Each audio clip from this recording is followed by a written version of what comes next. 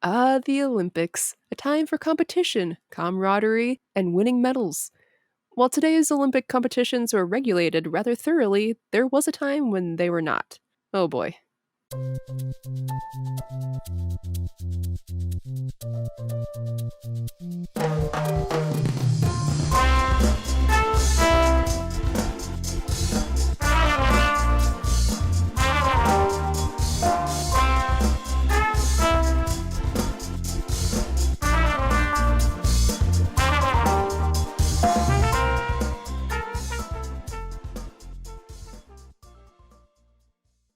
Hey Wanderers! Welcome back to another Foolish Wanderers podcast, the podcast about anything and everything. We're back!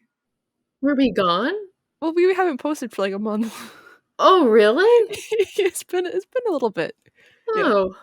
Yeah, we've been doing lots of other things, and this month is gonna be also very busy, so I apologize for... Yeah, it's gonna be a little spotty, but that's okay, because we'll be hopefully back for a lot of Spooktober fun. Oh yeah, we have to be back for Spooktober. Spooktober. Spooktober 3? Yeah, I think Spooktober it's 3. I think so, yeah. Yeah. That's like the best time of year. Mm-hmm. Spooky stuff. One of the things that we did while we were gone was we guest starred on another podcast, the Morphing Tower Podcast with Max.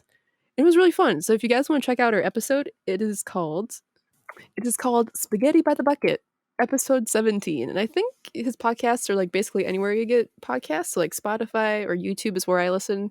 But I've seen a lot of other websites like Audacity or TuneIn. So pretty much anywhere, just Google Morphing Tower Podcast. And Yeah. Spaghetti by the Bucket. Spaghetti by the Bucket. It's pretty great. We were trapped in a room with a bunch of humanoid iguanas. I think I had one of them had a Hawaiian shirt, like Jimmy Buffett. Yeah. R.I.P. Jimmy Buffett. Oh, that's right. That just happened. He's eating his cheeseburger in paradise. Oh, all the margaritas he could ever want. His Margaritaville. Oh, no. Yeah, when Those that are the only two songs I know. I know. One of my coworkers was like devastated by the news. Is he a parrot head?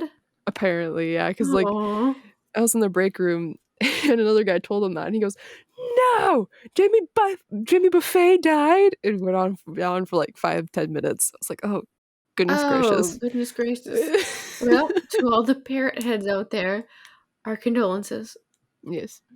All right, should we get into the podcast? Yes, let's get the episode started. All right.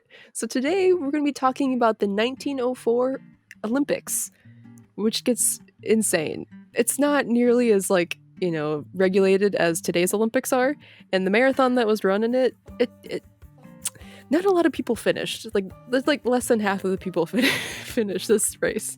I would love if I got the opportunity to like train very hard for one Olympic event, like for a whole year or something, just then go back in time and see how well I did against people from the early 1900s who are all like malnourished and have iron deficiencies. Yeah, they're like teeny because there's no like growth hormones and stuff in the food yet. Like I would just love. They're all just like 5 feet tall. Yes, they're like teeny little things. Yeah, people have gotten a lot taller. Yeah, a lot bigger. Yep. Mm-hmm. All right, should we jump into it? Yeah, we've been saying that for like 5 minutes. Okay. So, in 1904, the USA hosted its first Olympics in St. Louis. So, this was at the same time, basically, as the World's Fair was going on in the same city. So, they were kind of competing for, like, spectators and, like, people to come show up, basically. And the World's Fair had most of the spectators. But, it's the World's Fair. It's more, like, at this time, it's more fun than the Olympics. Or it's more popular than the Olympics. So some of the excitement for the actual Olympic Games were lost. But there were still some epic moments in this Olympics. For example, gymnast George Iser earns 6 medals, including 3 gold, despite having a wooden leg. What? So, yeah. Yeah, he had a wooden leg and still won 6 medals. Heck yeah. So this Olympics' most amped up event was the marathon, and it was conceived to, quote, honor the classical heritage of Greece and underscore the connection between the ancient and modern. But from the start, the 1904 marathon was for sure a showstopper, and not for good reasons. And it should not be repeated. Yeah, and it actually this marathon almost got marathons taken out of the Olympic roster. I wish forever. they would. So boring. Yeah, I mean, if you're really into running, this is it. But like, it's like watching NASCAR, but worse because they are running like 8 miles an hour or whatever it is, like hours and hours and hours and hours and hours, right? Yes. Yeah, it takes a long time. It's like 30 miles or something. I don't know. I don't even know. I don't even care to look it up. That's how much I don't like marathons. We're not gonna Google? I'm not Googling it. I don't care. Okay, that's fine. Okay, so how was this one going to like honor the classical heritage of Greece or whatever? What did they do? I think it was just to like show off the peak human fitness model, like fitness, the peak fitness of 1904.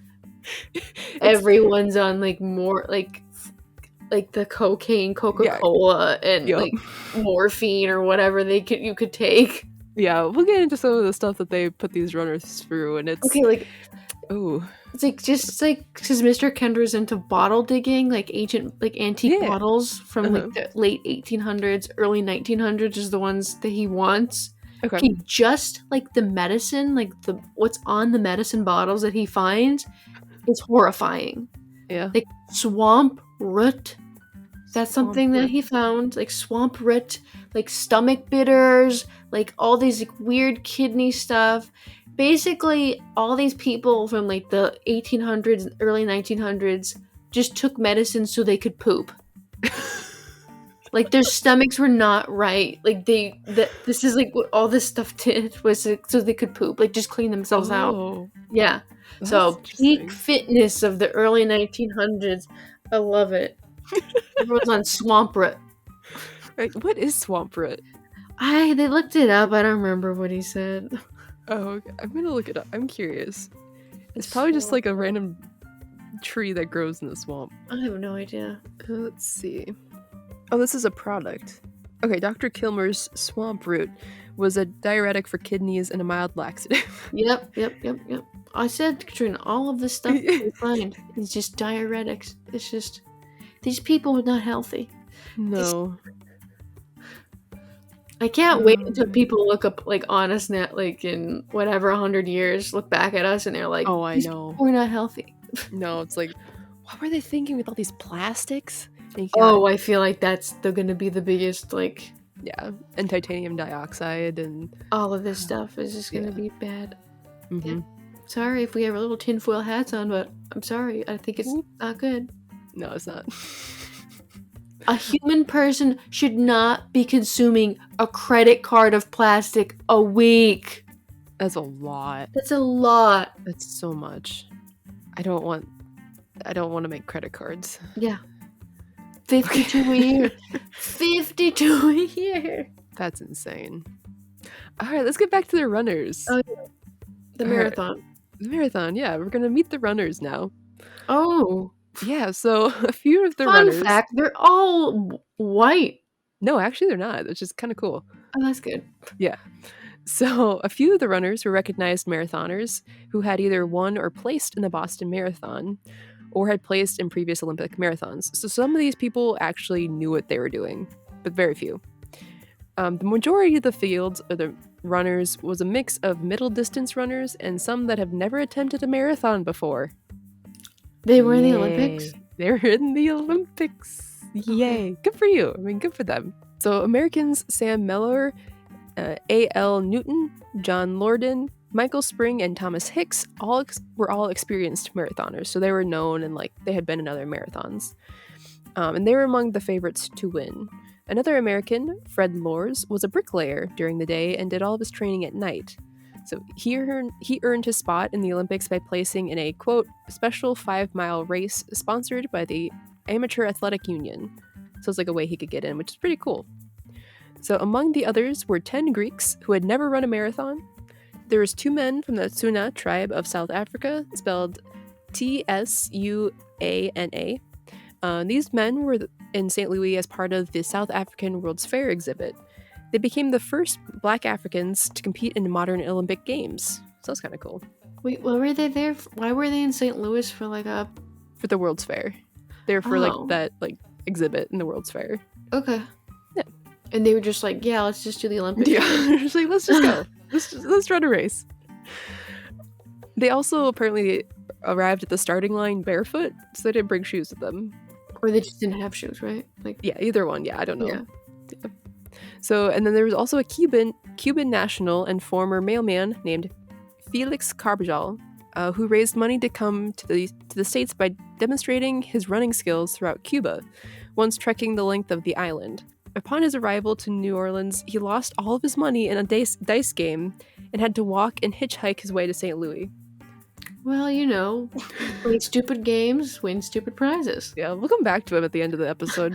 He's a very interesting man. Okay. He was only about 5 feet tall, some say like 5'2", but he was rather short. And he showed up at the starting line wearing a white long-sleeve shirt, long dark pants, a beret, and a pair of street shoes. He also had like a very, like, what are those mustaches called? Like handlebar mustache? Like a very wispy handlebar mustache. Okay. Very classy. So one fellow Olympian took pity on him, and the good sport found a pair of scissors and cut Felix's trousers to the knee to make them into shorts. That way he could actually run in the marathon. This is taking place in August in St. Louis, so like it's not like cool. It's very warm. It's August in Missouri. Yes, it is August. And they're literally in Missouri. Yeah. Yep. Oh boy. Yep. So on August 30th at precisely 3:03 p.m., which is that normal for like a starting time for marathons, like so late in the day? I thought it was always like early, so it was cooler out. I have like I said, Katrina, I have no clue.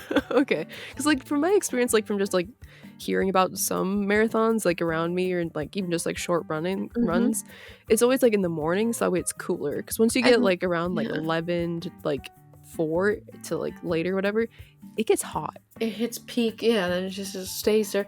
Yeah, I mean, it makes the most sense to start early in the morning, but then again, all these people are on diarrhea medicine at all hours of the day, 365, 24/7. So, like, I'm sure their head isn't in the right spot. Okay, that's to fair. think that. But mornings are filled with other activities, Katrina. You just go into the loo just a little bit. Yep. A few times. Mm-hmm. So David R. Francis, president of the Louisiana Purchase Exposition Company, fired the starting pistol, and the men were off. Now imagine, it's late August, some of the hottest days in America's summer, and it was over 90 degrees Fahrenheit and rather humid. Oh, it's so humid in Missouri. It's so humid. It's so bad. Mm-hmm. So this like course was one of the most difficult to run, and it was said like by multiple people, because the course was layered in thick dust. Like this wasn't like, you know, like a grass path, wasn't like a nice like sidewalk. It was dust, like thick dust, and not like packed down very well. So when the men would run over it, they said that they would kick up dust clouds and like swallow it, literally eating each other's dust. Ooh. Yes. Is this where Eat My Dust comes from? I think it's something like that, yeah. Okay. Yeah, because you're literally eating the dust. Ew. There were 7 hills, each varying from 100 to 300 feet high, some with brutally long ascents. Cracked stone was strewn across the roadway in many places, creating a dangerous surface to run on. And not only that, the men had to constantly dodge traffic, delivery wagons, railroad trains, trolley cars, and people simply walking their dogs, because they didn't even block off this area for them to run safely. They're just like, here's your path, go. Good luck. Good luck. It Dodge sounds all like the cars. Frogger the game. It does. It really does. For 25 miles. For 25 miles. Okay. Yep. And if the dangerous road conditions were not enough for you, the chief organizer of the games, James Sullivan, thought he would run a bit of an experiment and minimize the amount of water the athletes were able to consume. Why? What experiment? This is not the time for... No, it's not for experimentation. Apparently, at the time, this was like a decent amount of studying was done to like see how far you could push yourself in like dehydration. And they wanted to test this at the Olympics. They wanted to test this at the Olympics. Yes. So how far can this peak, the peak person- the peak early 1900s human body athlete. This one person's a bricklayer. Yep. How far can you go without water? Oh, this is horrible. And it gets worse. Oh, okay. So there were only 2 places where the athletes could actually get water. I've heard 1 or 2. So there's at least one station 12 miles in, and that was from a well on the side of the road. A well on the side of the road. That was it. Okay. And then so the first, so that was the one that I've seen in many articles. So that's probably that's for awful. sure. Okay. Can you imagine? I'm sure this is not how it happened, but can you imagine you just ran 12 miles and then the water station is a well on the side of the road, and that you have to throw a bucket over and then be like with the rope to bring it back up after you ran 12 miles? Yep. I don't know if it was that or if it was one of those pumps, but either way, you're not going to want to work for it. It's like a ninja warrior course. Yeah, it's you gotta work for that water, otherwise keep going for another 12 miles. Okay. It's bad. So if the purposeful dehydration wasn't enough for you yet, cars carrying coaches and physicians that were supposed to be monitoring the runners kept kicking up more dust, which caused even more coughing spells on the runners. Yeah. Okay. Yep. Alright, so Fred Loris led the 32 starters, so there's 32 men at the beginning of this. Alright, keep that number in mind. So Fred Loris led the 32 starters from the starting gun, but by the first mile, Thomas Hicks edged ahead. William Garcia of California nearly became the first fatality of an Olympic marathon, where he collapsed on the side of the road and was hospitalized with hemorrhaging. Wow. The dust had coated his esophagus and ripped his stomach lining. Oh my gosh. Yeah. What? Yep. If this happened today at the Olympics, we would never hear the end of it. Oh no, it'd everyone be on a loop for a week. Oh heck yeah, probably longer than that. Honestly, so many regulations would be the athlete would win an ESPY or something. Probably. And it said that if he had gone even just another hour longer without help, he probably would have bled to death. He survived, but he was close to dying. Yep. And that's just how it started. This just in the first. This is not even far in. This is. It's just automatic. Okay. Oh my gosh. Okay. Yep. How does this get worse? Oh, we'll get to it. And then John Lorden wasn't much luckier. He suffered a bout of vomiting and just gave up. I'm out. He was probably just not. Yeah. Yeah, well, your throat, you don't have any water. You're choking on dust. Your poor friend almost just died. You're taking compliment at night. Yeah, this is not peak athletic build. Yep. Okay, 2 were gone, so we're down to 30. Okay, 30 runners. So far. Yep, so far. So Len Tanyen, one of the South African participants, had proved to be a very able runner and is in rather a good position until a pack of wild dogs chased him a mile off course and pushed him to 14th place. What? Wild dogs? Yeah, just wild dogs just came out of nowhere and started chasing him a mile off course. Yeah. What? Yeah, apparently there's wild dogs in Missouri. Yep. It doesn't make sense. 9th? Well, he was in he finished 9th out of 14. So that's still pretty good. That's, So then Felix Carval from Cuba trotted along in his cumbersome shoes and billowing shirt, making good time, even though he paused to chat with spectators in broken English. So he was just having fun. He was just chilling, running along. Yeah. Is he still wearing his beret? Yes, at this point I think so. Cool. Yes, he's a classy gentleman. On one occasion, he stopped at a car, saw that its occupants were eating peaches, and asked for one. Being told no, he playfully snatched 2 and ate them as he ran. And then a bit further down the course, he stopped at an orchard and snacked on some apples. However, they turned out to be rotten, and then he got stomach cramps and laid down to take a nap. Wait, you're in the Olympics? This is the man that lost all of his money at dice. He had nothing to lose. No, he was just having fun. He ate some peaches and some rotten apples and took a nap in the middle of the Olympics. I like him. I hope he wins. I like him a lot. I like him. I like him now. Okay. Yeah, he's funny. He's wearing like makeshift like Daisy Duke shorts. He's with his little mustache and his beret, and now he's taking a nap. Okay. Yep. Okay. So Sam Miller, now in the lead, also experienced severe cramping. I bet. Oh, with no water and like the worst. heat. The worst. Yeah. He slowed to a walk and eventually stopped. And then at the 9-mile mark, cramps also plagued Fred Lors. So this was the guy like right out of the gate, was first, and then he like fell behind. So now several men, including those two, have severe cramps. Oh, can you imagine? No, I don't want to. The worst. Okay. The worst. They're only at mile 9. All right. Yeah, no, they're not even halfway. So then Lors decided to hitch a ride on one of the automobiles that was going by, and he just waved at the spectators as he passed. He just jumped on a car and was like, "Here, I'm not gonna run anymore. Take me to the finish line." My, how far the Olympics have come. Oh yes. So much better. It still gets more interesting. So I don't know. I think this is interesting. I wish the Olympics were kind of like this. It is kind of like, I feel like I would enjoy it more watching marathons if it was just like someone stopped to take a nap. Yeah.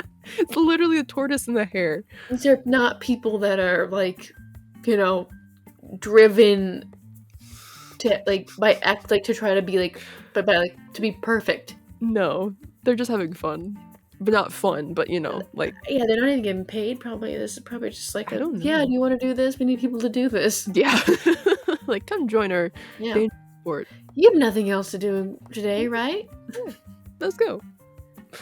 So Hicks was one of the early American favorites, and he asked for help from his crew at the 10-mile mark. He begged them for a drink, but they refused, instead sponging out his mouth with warm distilled water. So like they didn't give him like water to drink, but they just basically gave him a sponge with like warm water on it. Like Jesus? Yeah. Didn't they do that to Jesus when he was like up on the cross with like vinegar or something? Yeah, it was like vinegar and wine, I think. What a weird way to give people like liquids. Yeah, it is weird. But I suppose it's easier than a cup. And you just kind of suck on it instead of like having to. Who wants to suck on a sponge?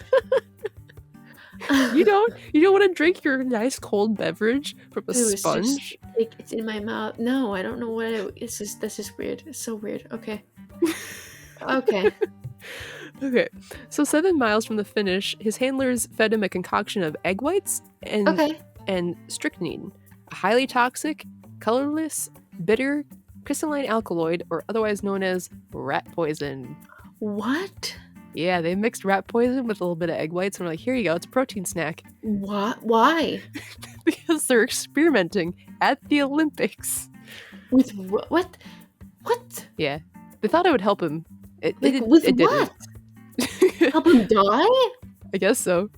They're like, stamina, here, you get some power in you. You get some rat poison. I saw rats have this and they went crazy. Yeah, basically. Okay. Yep. Okay.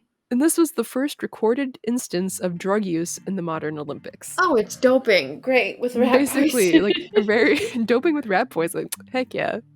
Okay. So, in small doses, strychnine was commonly used as a stimulant. And at the time, there were no rules about performance-enhancing drugs.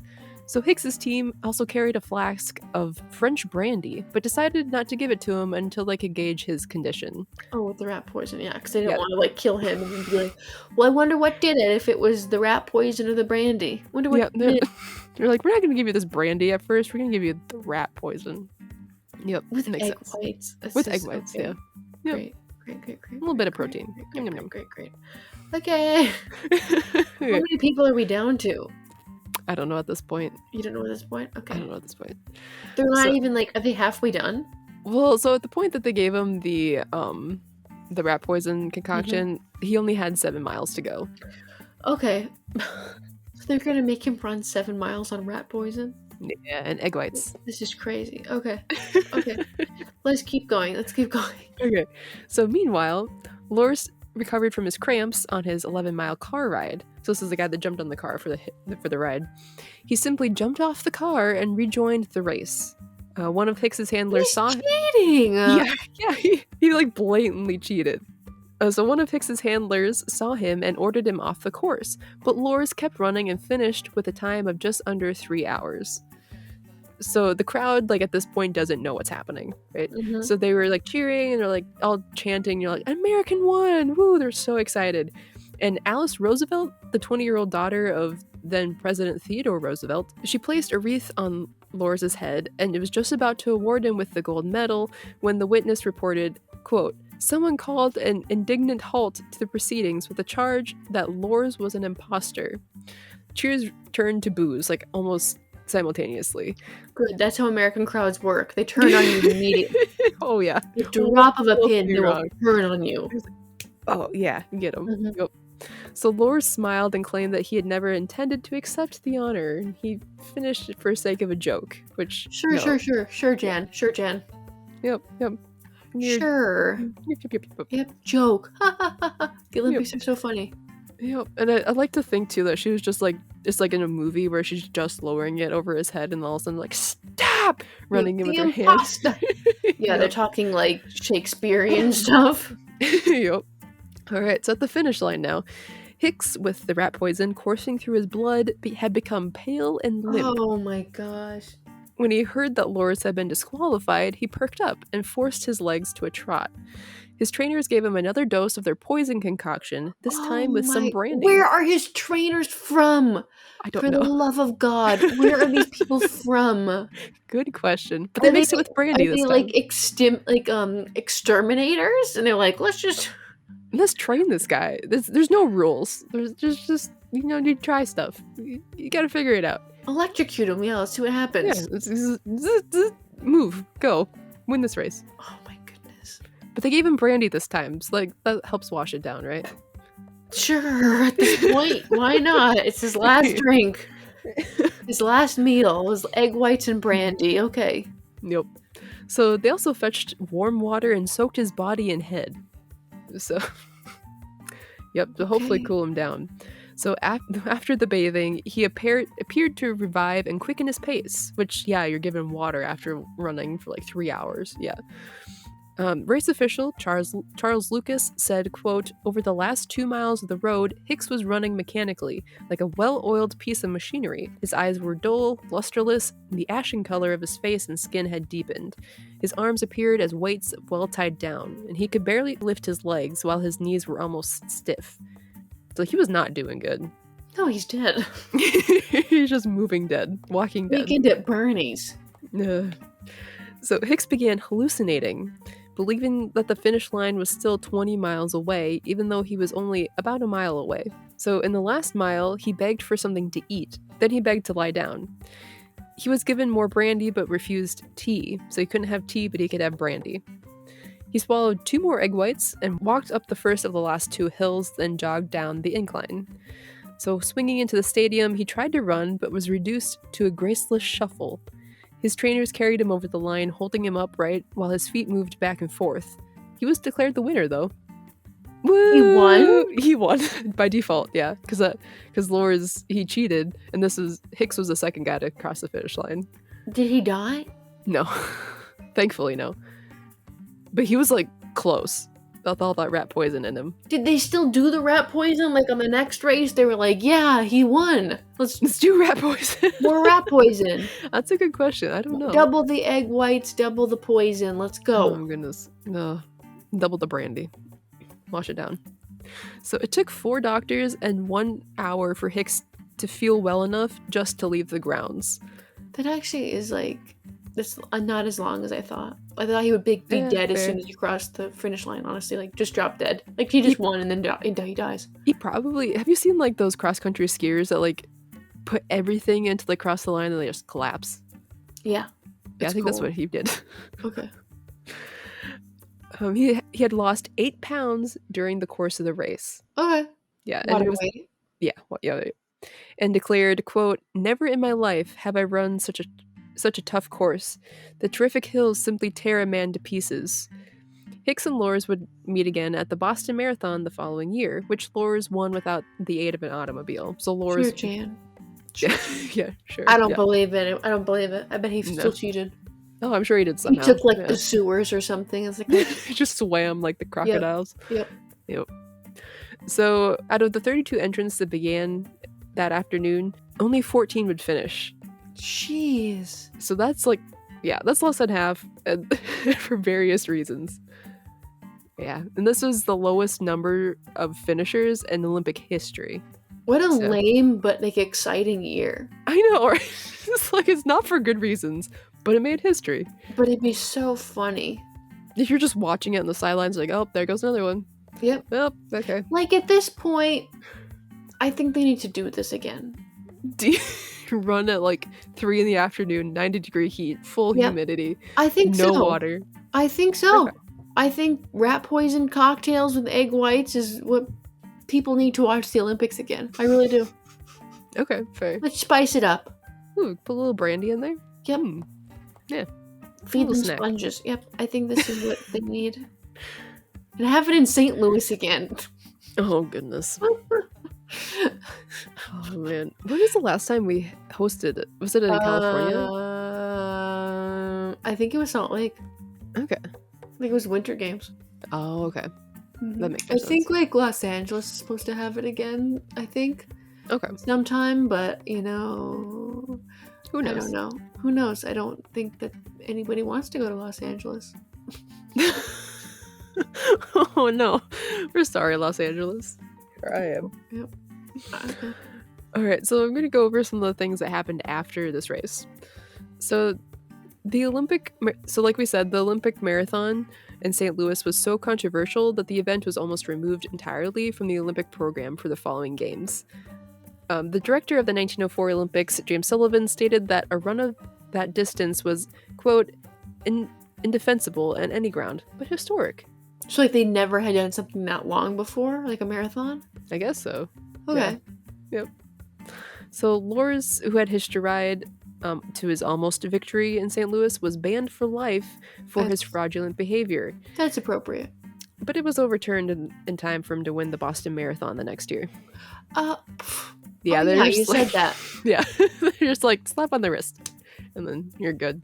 I guess, whatever. I mean, they didn't have any more people to run. There was no one else. That's true. Who wants to run at that point? Yeah. Like, yeah.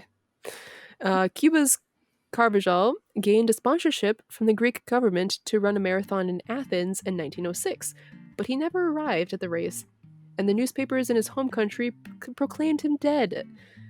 So a year later, he actually arrived safe and well in Havana. His whereabouts during this previous year, I'll have to go back to that other article and tell you what happened, but he was fine. He just forgot the date. He got the wrong date. Oh, he's so cool. I love him. He's a legend. I love him so much. An Olympic legend. Yep. So the race winner Hicks, for his part, continued to run marathons for the next 5 years before he moved to Winnipeg, Canada with his 2 brothers. So he still ran, which is impressive after what he went through. Yeah, I thought he'd be dead. But none of these runners would ever again experience an event as preposterously strange as the 1904 St. Louis Olympic Marathon. I do kind of want to go back and read a little bit more about Carvajal. He sounds cool. He's fantastic. Okay, so this is from an article called the Riverfront Times, and it kind of goes into what happened after Carvajal was in the 1904 Olympics. So he did win sponsorship to go compete in Athens in 1906. He never showed up to the Olympics in 1906. He had apparently disappeared like a ship lost in the storm at sea, leaving no trace, according to one newspaper. By the time Carvajal arrived back in his native Cuba that day in 1906, the country had already mourned. They thought he was dead. No one had heard from him for months, and they thought he was dead. He's led such an interesting life. He does. Really? Yeah. So newspapers published his obituary. Most believe Carvajal lingered where his boat stopped in Italy, and they're like a fool. This is their hypothetical, what would have happened, why he didn't show up to the Olympics. This is okay, what could have happened? So they believe that he stopped in Italy, where he displayed his Cuban gold, and basically got off to killed. Yeah. They're nope, we don't take you. Yep, like they mugged him or something, and yeah. Otherwise, some people thought that he just lost all of his money in gambling and, did whatever he had to. But basically, he just forgot the date of the Olympics and he just did whatever he wanted. Living back then must have just been so interesting because there's no internet, right? There's no smartphones. Yep. There's no telephones to like communicate with other people of like where you are instantaneously, like in the world. Mm-hmm. Right? Yep. It's just kind of like, it's this date, figure it out. Try to go on this many boats to cross the ocean, this huge vast ocean on these little rinky-dinky ships. Remember, this is before like the Titanic has sunk, right? Yeah, yep. I think so. These rinky-dinky little ships, and then like try to make it to Greece. Oh, from Cuba. Mm-hmm. Jeez, what a wild time that must have just been. Like, just, it is interesting. It's like you don't know anything. Mm-hmm. It's also very easy to disappear, become somebody else. Oh, yes. Okay, yeah, so it goes into a little bit more of like Carvajal's life. So he was basically raised in Havana. So he raced, basically while he was in Cuba or in Havana, he raced his friends and horses in the hills of the country. So that's kind of where he got good at running. Trained by horses. That's pretty badass. Trained by horses. Heck yeah. My stallion. It says, or his running skills may have begun during the Spanish-American War when Carvajal served as a courtier to the General Maximo Gomez, and at one point ran across Cuba in 16 days to deliver a dispatch. Whoa. There's also a time when, at 14 years old, he won his first race by outlasting Mariano Bielsa, a Spanish athlete known for distance running. That race started at 8 a.m., and Carvajal did not stop until 7 p.m. He outlasted the other racer because Bielsa just gave up. He ran 2 hours longer than his competitor and won. Carvajal seems like he's a fantastic dude. So you just want to listen to stories. Just an interesting guy. Yeah. But yeah, so that was the 1904 St. Louis Olympics Marathon. What did you think of that monstrosity? That just kind of sounded like an SNL skit or something. It was just kind of it does. Like a Mean Games. Like, it's just how far it's come since then. Before they even had shoes, like legitimate athletic shoes. Probably was wearing boots, those weird laced up boots. That's what Carvajal was wearing. He just had boots. Laced up boots, yeah. So then you're running on path that's not crossed out, not protected for you to run on, so you're dodging cars, you're inhaling dirt. Which is that's pretty crazy, yeah. Somebody get it. Hemorrhaging, that never happens. Not anymore, thankfully. All right, Wanderers, thank you so much for listening to another Foolish Wanderers podcast. We hope you enjoyed. If you have any suggestions for any future episodes, please feel free to email us at fwplisteners@gmail.com. And as always, new episodes of the FWP are released to wherever you get your podcasts. Yes. I worded that very oddly, but That's I think it came across. I think so, yeah. All right, Wanderers, thank you so much for listening. We'll see you guys next time.